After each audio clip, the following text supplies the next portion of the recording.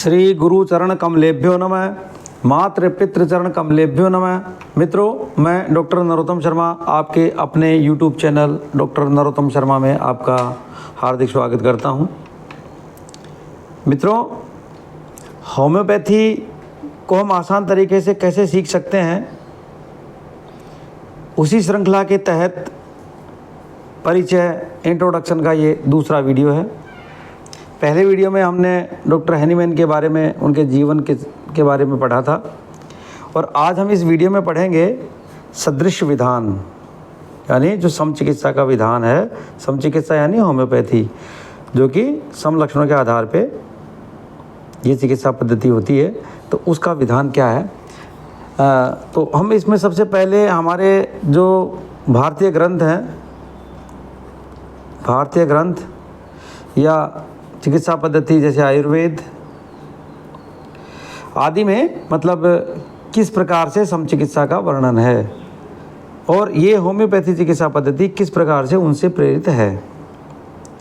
और इसी कारण से मैं ये प्रेरित होती है, इसी कारण से मैं कहता हूँ कि होम्योपैथी जो है वो आयुर्वेद का परिष्कृत रूप है, रिफाइंड फॉर्म है। अब स्टडी करते हैं हम कि ये सदृश विधान जो है, समचिकित्सा विधान है, हमारे प्राचीन ग्रंथों में किस प्रकार से वर्णित है। लगभग 2000 वर्ष पूर्व के जो ग्रंथ हैं, भारतीय प्राचीन ग्रंथ हैं, चिकित्सा ग्रंथ, उनमें सदृश चिकित्सा का, समचिकित्सा का, सदृश चिकित्सा का इसके सूत्र पाए जाते हैं। जैसे मैं पहला एक जगह का वर्णन करता हूँ। समय, जैसे हम सिमिला, सिमिलिबम और क्यूरेंटर, वैसे ही समय समाम शमयति, ये चीज़ हमारे सूत्र जो है वहाँ हमारे चिकित्सा ग्रंथों में मिलता है, भारतीय चिकित्सा ग्रंथों में। अर्थात सदृश के द्वारा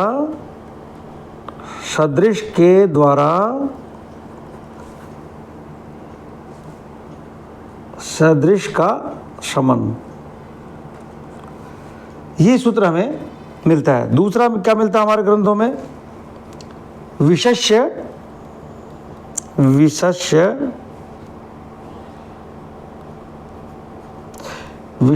विषमौषधम,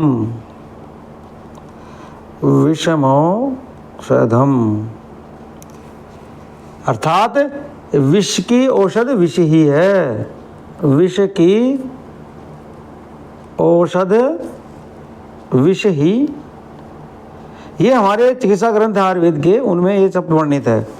तीसरा सूत्र यदि हम देखें इन ग्रंथों में, हेतुर्व्याधि,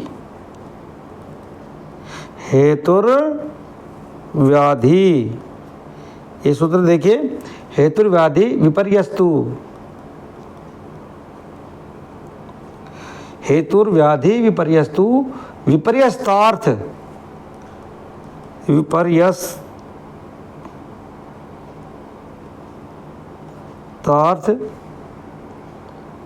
कारिणाम, ये सूत्र भी हमारे ग्रंथों में मिलता है। अर्थात हेतु एवं व्याधि, हेतु यानी कारण और व्याधि, हेतुर्व्याधि, इन दोनों की विपरीत चिकित्सा को विपरीत विधान तथा सदृश चिकित्सा को सदृश विधान कहा जाता है। यानी हेतु और व्याधि की विपरीत चिकित्सा को विपरीत विधान और सम चिकित्सा को सदृश विधान या सदृश चिकित्सा को सदृश विधान कहते हैं। इस प्रकार का वर्णन हमारे ग्रंथों में मिलता है। अब ये माना जाता है कि ये जो बीज मंत्र हैं, इन्हीं सूत्रों को होम्योपैथी का बीज मंत्र माना जाता है। होम्योपैथी भी इन्हीं सिद्धांतों पे आधार पर काम करती है। होम्योपैथी का बीज मंत्र प्राचीन आर्यावर्त तथा प्राचीन ग्रीन देश में इन सूत्रों का सर्वत्र प्रचलन था, क्योंकि दोनों ही देश संसार की सभ्यता के सबसे प्राचीन स्तंभ माने जाते हैं। इससे यह भी सिद्ध होता है कि सदृश चिकित्सा विधान कोई नई खोज नहीं है, क्योंकि हम आयुर्वेद में हज़ारों सालों से पहले करते आ रहे हैं। 1755 में उनका जन्म हुआ, तभी बाद में उन्होंने ये चीज़ें खोज की थी, उसको रिफाइन फॉर्म में किया। इसका मूल उद्गम स्थान भारतवर्ष में ही है तथा प्राचीन काल में सदृश विधान और विपरीत विधान ये दोनों ही चिकित्सा पद्धतियां भारत में प्रचलित थी। यानी विपरीत विधान जो रोग कारक है उसके विरुद्ध काम करने वाली चिकित्सा पद्धति। एक क्या है कि यदि आपका किसी विष से प्रभावित हुआ आपका शरीर, तो उसी विष से आपकी चिकित्सा हो, तो ये सम चिकित्सा विधान हो गया और ये विपरीत चिकित्सा विधान हो गया। तो ये दोनों ही पद्धतियां हमारे देश में प्रचलित थी। कालांतर में सदृश विधान वाली चिकित्सा पद्धति का प्रसार घटता गया। ये सम चिकित्सा पद्धति है ना, और ये विशेष्य विषमोषधम समय समयति, ये समान चिकित्सा का विधान जो है धीरे धीरे प्रचलन से घटता गया। और विपरीत विधान वाली पद्धतियाँ चिकित्सा पद्धति आयुर्वेद में भी मतलब प्रचलित रही, और एलोपैथी भी विपरीत चिकित्सा विधान है। जो रोग हुआ उसके विपरीत दवा उसको दी गई जिससे कि वो चीज़ नष्ट हो जाए।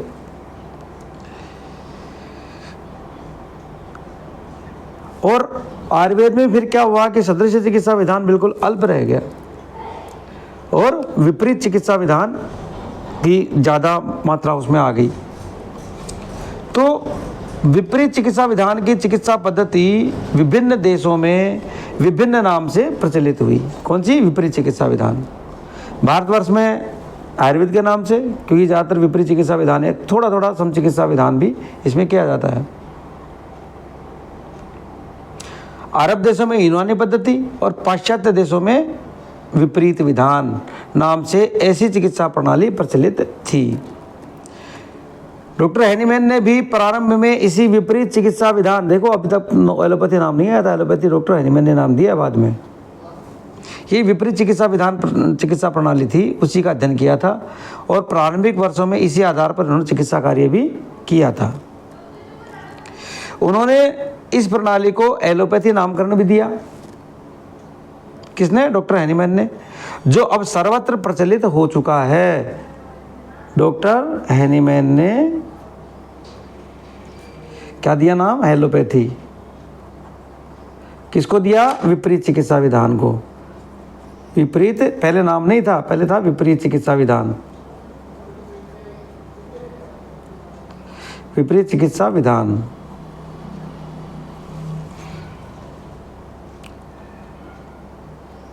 जो अब सर्वत्र प्रचलित हो चुका है, परंतु बाद में दीर्घकालीन अनुभवों के आधार पर डॉक्टर हैनीमैन ने जब यह देखा कि विपरीत चिकित्सा प्रणाली जो है वो रोग का समूल नाश नहीं करती है, या समूल नाश करने में ये विपरीत चिकित्सा पद्धति है रोग का समूल नाश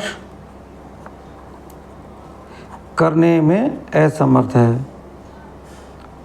आप देख सकते हैं, आज भी आप देख सकते हैं, किसी को डायबिटीज़ है तो वो डायबिटीज़ की दवाइयाँ लेता रहेगा और उसका काम चलता रहेगा, लेकिन रोग का समूल नष्ट नहीं। ऐसे ही बीपी है, बहुत सारी ऐसी चीज़ें हैं। या हम कोई दवा लेते हैं तो एक चीज़ ठीक होती है, दूसरा उसका साइड इफ़ेक्ट होता है।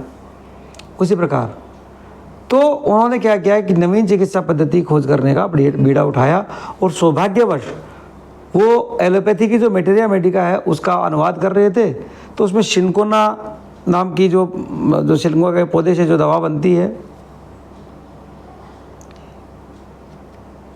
तो उस सिनकोना दवा के बारे में वो पढ़ रहे थे या अनुवाद करते समय, तो उसमें उन्होंने देखा कि शीत ज्वर का कारक भी है। ये मलेरिया तो बाद में नाम मिला, लेकिन शीत ज्वर मानते थे, कोई सर्दी दे के बुखार आता है उसका ये कारण भी है, और ये शीत ज्वर नाशक भी है। शीत दे के बुखार आता है उसको खत्म करने वाला भी ये दवा होती है। तो इन दोनों गुणों को पढ़ने का अवसर उन्हें मिला, और उसके बाद ही उन्होंने मन में विचार दृढ़ हो गया कि उनके मन में कि जो औषधि स्वस्थ शरीर में जिस रोग को उत्पन्न करने की क्षमता रखती है, जैसे सिनकोना एक स्वस्थ व्यक्ति को दी जाए तो उसमें वैसे ही शीत ज्वर के लक्षण उत्पन्न हो जाते हैं, और उसी को जब दिया जाए शीत ज्वर के लक्षणों में तो शीत ज्वर खत्म होता है। तो ये बात उनके दिमाग में आई कि जो स्वस्थ शरीर में रोग को उत्पन्न करने की क्षमता रखती है, वही उस रोग को नष्ट करने वाली सर्वश्रेष्ठ औषधि भी हो सकती है। होम्योपैथी में सबसे पहली दवा भी वही खोज की गई थी, जिसको सिनकोना ऑफिसिनेलिस या चाइना बोलते हैं। बस यहीं से डॉक्टर हैनीमैन ने सदृश चिकित्सा विधान चिकित्सा में के क्षेत्र में नए ढंग से खोज कार्य का प्रारंभ किया। किसमें किया? सदृश चिकित्सा विधान में। उन्होंने स्वयं अपने शरीर पर, जैसे मैंने पहले बताया था, और अपने सहयोगियों के शरीर पर विभिन्न प्रकार की औषधियों के परीक्षण कर उनके प्रभावों की जानकारी प्राप्त की। यह बात डॉक्टर हैनीमैन की जीवनी में लिखी जा चुकी है या उसकी जीवनी में बताई जा चुकी है आपको। इस प्रकार आधुनिक युग के पूर्णतः सदृश विधान के आविष्कारक, जो आज के समय में जो सदृश विधान है, समचिकित्सा विधान है, उसके आविष्कारक के रूप में महामना डॉक्टर हैनीमैन को ही स्मरण किया जाता है, और उन्हीं को सदृश चिकित्सा विधान का अर्थात होम्योपैथी का, सदृश यानी सम चिकित्सा विधान अर्थात होम्योपैथी का जनक या जन्मदाता माना जाता है। समझे आप? थी, लेकिन उस रूप में निखारने का, उस रूप में उभारने का और उसको अत्याधुनिक रूप देने का, उस सिस्टम को एक सिस्टमेटिक तरीके से बनाने का जो विधान है वो डॉक्टर हैनीमैन ने दिया, और इस सम चिकित्सा विधान का, इसलिए हम उसको उनका जनक मानते हैं। जो सदृश विधान की अन्य पद्धतियां हैं वो कौन कौन सी हो सकती हैं? देखिए, जो डॉक्टर हैनीमैन के आविष्कार के पश्चात जो है कुछ और पद्धतियां प्रकाश में आई जो सदृश विधान समचिकित्सा विधान के रूप में होती हैं, जैसे डॉक्टर शुश्लर की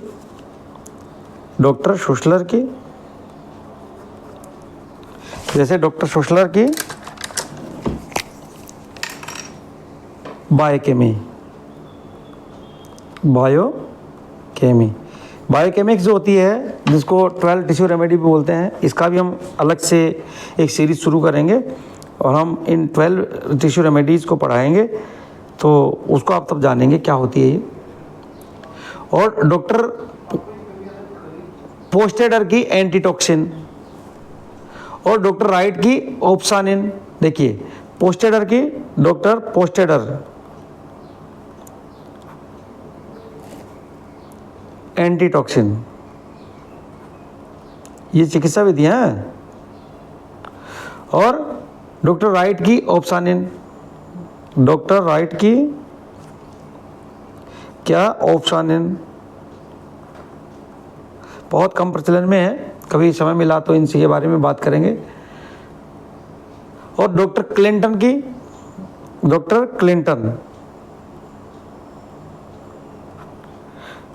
क्या है? आइसोटोनिक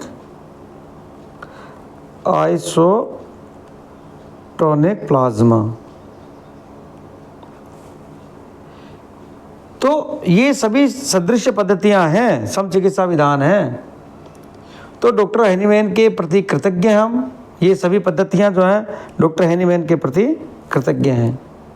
इनमें से अनेक पद्धतियों को आधुनिक युग में एलोपैथ भी प्रयोग करते हैं। एंटीटॉक्सिन है, ओप्सानिन है, आइसोटोनिक प्लाज्मा है, ये सब पद्धतियाँ एलोपैथिक विधान भी, जो विपरीत चिकित्सा विधान है, वो भी इनके प्रयोग में करते हैं। अब इसके प्राकृतिक नियम क्या हैं, उनकी बात करें। प्राकृतिक नियम, उसकी यदि हम बात करें मित्रों, तो प्रकृति का यह नियम है कि शरीर में एक जैसे दो रोगों को कभी एक साथ नहीं रहने देती। यह संभव है कि शरीर में दो असमान रोग एक साथ विद्यमान रहें, तथा यह भी संभव है कि पूर्ववर्ती किसी रोग को दबाकर दूसरा असमान रोग स्वयं प्रबल हो उठे और वह पूर्ववर्ती यानी जो पहले रोग आया है उसके लक्षणों को अपने प्रभाव काल में दबाए रखे। जब शरीर में दो असमान रोग एक साथ रह रहे हों, तब प्रबल वेग वाले जो ज़्यादा प्रभावी है वो औषधि द्वारा दवाई दिए जाने पर अल्प वेग वाला जो पहले से उसमें शरीर में था, वो पूर्ववर्ती रोग उस समय उभर आता है। एक रोग था, दूसरा रोग हुआ जो ज़्यादा आपको परेशान कर रहा था, उसको दवा दे के दबा दिया गया, तो वो जो कम दबाव वाला जो रोग था वो उभर के आता है। जबकि प्रबल रोग अपना भोग काल समाप्त कर चुका होता है। तो मित्रों, ये विपरीत चिकित्सा विधान अर्थात या विपरीत विधान चिकित्सा होती है एलोपैथी। इनमें औषधियों द्वारा शरीर में ऐसे कृत्रिम विपरीत रोग को उत्पन्न किया जाता है जो अपने प्रबल वेग से शरीरस्थ प्राकृतिक रोग को दबा देता है। देखिए बेसिकली क्या होता है, आपके कोई रोग हुआ और जो हम दवाइयाँ लेते हैं एलोपैथी, वो क्या करते हैं, एक ज़्यादा वेग वाला रोग उत्पन्न करते हैं। तो क्या होता है, कम वेग वाला रोग दब जाता है।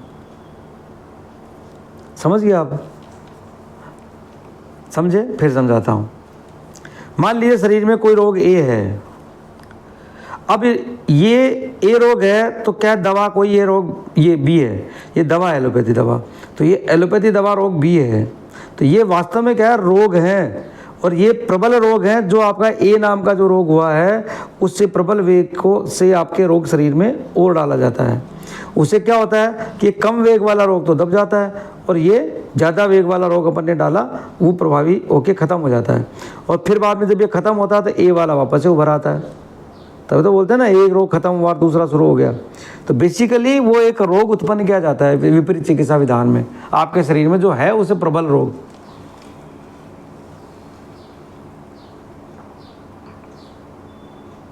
तो मित्रों, हम समझ रहे थे कि विपरीत चिकित्सा विधान चिकित्सा जो होती है अर्थात एलोपैथी आदि में औषधियों द्वारा शरीर में ऐसे कृत्रिम विपरीत रोग को उत्पन्न किया जाता है जो अपने प्रबल वेग से शरीरस्थ प्राकृतिक रोग को दबा देता है, जिसके कारण ऐसा अनुभव होता है कि प्राकृतिक रोग नष्ट हो गया।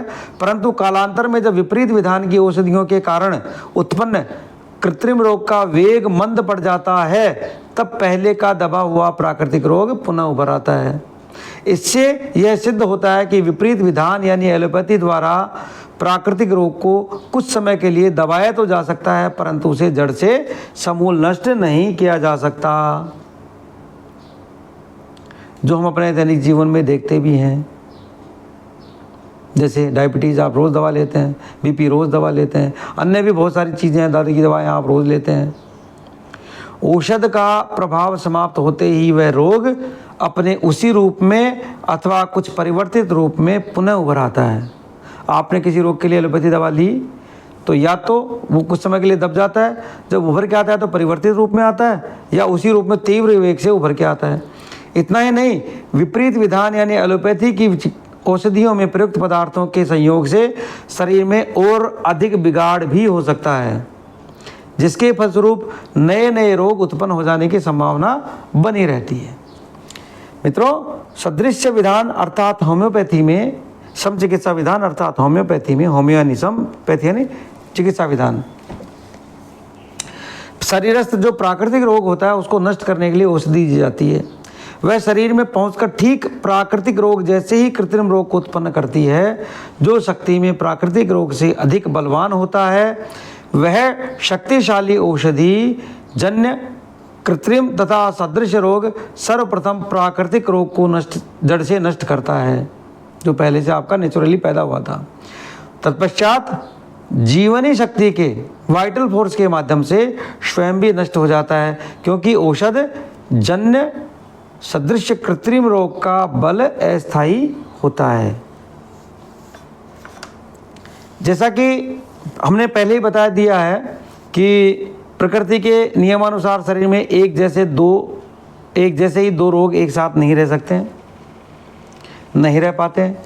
होम्योपैथिक औषधि द्वारा उत्पन्न सदृश कृत्रिम रोग चूंकि प्राकृतिक रोग जैसा ही होता है, अतः शरीर में प्राकृतिक तथा औषधजन्य दोनों एक जैसे ही रोग प्रकट हो जाते हैं।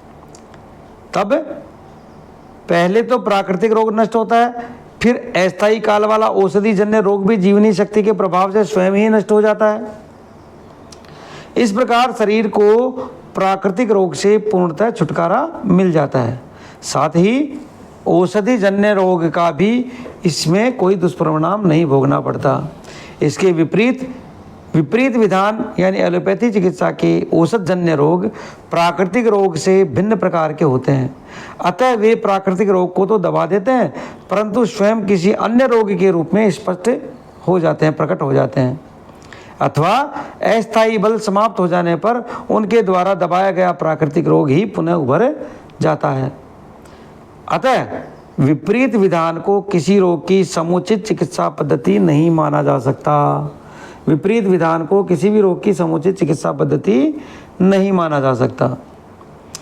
डॉक्टर हैनीमैन ने एलोपैथी की इस अनुपयोगिता को तर्क एवं प्रमाणों के बल पर अपने ग्रंथ ऑर्गेनन में सिद्ध किया था। इस त्रुटि के कारण ही उन्हें एलोपैथी से घृणा हो गई थी। मित्रों, अब सदृश का तात्पर्य क्या है? सदृश का, सम का तात्पर्य क्या है? कि सम ही सम के समान रोग को काटती है। तो मित्रों, यदि हम बात करें सदृश का तात्पर्य, यदि हम इसकी बात करें तो मित्रों सदृश का तात्पर्य क्या है? यहाँ एक बात और स्मरण रखने योग्य है कि होम्योपैथी अर्थात सदृश विधान में सदृश शब्द का अर्थ ज्यों का त्यों नहीं है। सदृश का मतलब होम्योपैथी में ज्यों, ये शाब्दिक अर्थ होता है ना, ज्यों का त्यों, तो ज्यों का त्यों, जैसा का जैसा ही नहीं है। जो का त्यों अर्थात ठीक वही, इसका मतलब ठीक वही नहीं है, अपितु इसका भावार्थ मिलता है मिलता जुलता। इसका भावार्थ क्या है? मिलता जुलता। हमें होम्योपैथी दवाइयाँ में हम ऐसे ही करते हैं, वैसे के वैसे थोड़ी है कि किसी को गठिया हो गया तो वैसे की वैसे रोग को उत्पन्न करने वाली दवाइयाँ होंगी, उससे मिलते जुलते लक्षणों वाली।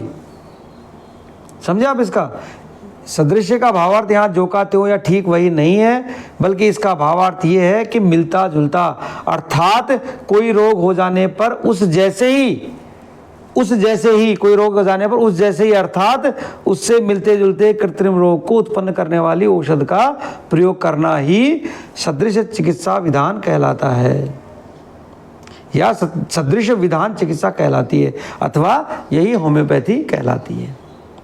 जो आपका प्राकृतिक रोग है उससे मिलते जुलते रोग को उत्पन्न करने वाली जो दवाइयाँ होती हैं वही सदृश विधान चिकित्सा होती है, जिसको हम होम्योपैथी बोलते हैं। इसका वर्णन होम्योपैथिक मेटेरिया मेडिका में, होम्योपैथिक मेटेरिया मेडिका की एक एक दवाई जब हम पढ़ेंगे, एक एक दवाई को विश्लेषण के साथ पढ़ेंगे, तब जाकर के हमें इस बात का पता लगेगा।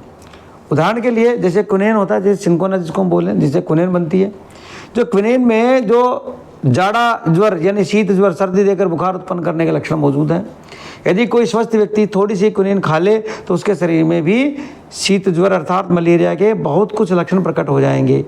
अतः जाड़ा यानी जाड़ा ज्वर या अर्थात मलेरिया हो जाने पर क्विनेन की एक छोटी सी मात्रा उसे नष्ट करने में समर्थ सिद्ध होगी। इसी प्रकार कोई स्वस्थ व्यक्ति यदि अफीम अधिक मात्रा में सेवन कर ले तो उसे कब्ज हो जाएगा और साथ ही नींद भी नहीं आएगी, परंतु वह व्यक्ति बेहोशी का भी शिकार हो जाएगा। स्मरण है कि नींद और बेहोशी दोनों में अलग अलग स्थितियां हैं। नींद और बेहोशी दोनों में अलग अलग स्थितियां, ये याद रहे। नींद में चैतन्यता बनी रहती है, परंतु बेहोशी में शरीर में चैतन्यता नहीं बनी होती है, अचेतन हो जाता है शरीर। अतः यदि अनिद्रा और बेहोशी को औषधि के रूप में यदि दिया जाए तो अफीम का सेवन कराया जाए औषधि के रूप में। देखिए ओपियम नाम से होम्योपैथी में भी दवा आती है, ओपियम। तो यदि हम अफीम का उस मात्रा में दवा के रूप में सेवन कराया जाए तो ये रोग सर्वथा नष्ट हो जाता है, ये रोगनाशक सिद्ध होती है। यहाँ मिलते जुलते रोग की बात कही गई है। देखिए बार बार मैं बोल रहा हूँ, वहाँ एक बात और भी ध्यान रखनी चाहिए कि वह यह कि जो औषध जिस रोग को उत्पन्न करती है वही उस रोग को दूर भी करेगी, यह बात नहीं है। सभी मामलों में रोग से मिलते जुलते लक्षणों वाली किसी अन्य औषध का प्रयोग किया जाना चाहिए, ठीक उसी औषध का नहीं। जैसे यदि किसी व्यक्ति ने आर्सेनिक यानी संख्या खा लिया है तो संख्या नहीं दिया जाएगा उसको, ध्यान रहे, मिलता जुलता लक्षणों वाली दवाई दी जाएगी।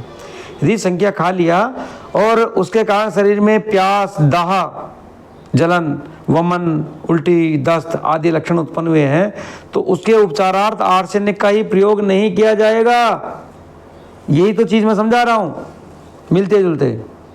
सदृश का मतलब ठीक वही नहीं है, ठीक वही नहीं है, जो का त्यों नहीं है, मिलता जुलता। यदि आर्सेनिक का ही प्रयोग किया गया तो वह लाभकारी सिद्ध नहीं होगा। अतः उसकी जगह ऐसी औषधि का प्रयोग करना चाहिए जिसके लक्षण आर्सेनिक से मिलते जुलते हों। आर्सेनिक केवल उसी स्थिति में लाभकारी सिद्ध होगी जब उसके प्रभाव जैसे लक्षण किसी अन्य कारण से उत्पन्न हुए हों। समझ गए? आर्सेनिक का, आर्सेनिक की वजह से जो लक्षण उत्पन्न हुए उसमें हम आर्सेनिक नहीं देंगे, उससे मिलते जुलते लक्षणों वाली दवा देंगे। और यदि आर्सेनिक से उत्पन्न लक्षण है, वैसे लक्षण किसी अन्य दवा को खाने से यदि हो रहे हैं, अन्य चीज को खाने से हो रहे हैं, तब हम आर्सेनिक देंगे, क्योंकि आर्सेनिक उस समय उन लक्षणों से मिलता जुलता है। तो यहाँ मिलते जुलते वाली बात आप ध्यान में रहे, जो का त्यों नहीं है, ठीक वैसा ही नहीं है। इस नियम का खुलासा यह कहकर भी किया जा सकता है कि कोई भी योद्धा अपने आप से युद्ध नहीं करता। कोई भी योद्धा यानी खुद का खुद से थोड़ा लड़ता है, बल्कि शक्ति परीक्षण के लिए विभिन्न योद्धाओं के साथ वो उनको परस्पर युद्ध करना आवश्यक है। खुद से खुद नहीं लड़ेगा, दूसरे लोगों से अपनी युद्ध की या अपनी कौशल को दिखाने के लिए दूसरों से लड़ना पड़ेगा उसको। तभी उनमें जो अधिक बलवान होगा वही दूसरे को हरा सकेगा। यही नियम सदृश विधान चिकित्सा जो होम्योपैथी है उनकी औषधियों पर भी लागू होता है कि किसी औषधि के सेवन के कारण उत्पन्न रोग को उसी औषध के द्वारा दूर नहीं किया जा सकता, बल्कि उसे वैसे ही गुणधर्म वाली किसी अन्य औषधि द्वारा ही दूर किया जा सकता है। अतः वही यानी सेम टू सेम नहीं है, और वैसा ही सिमिलर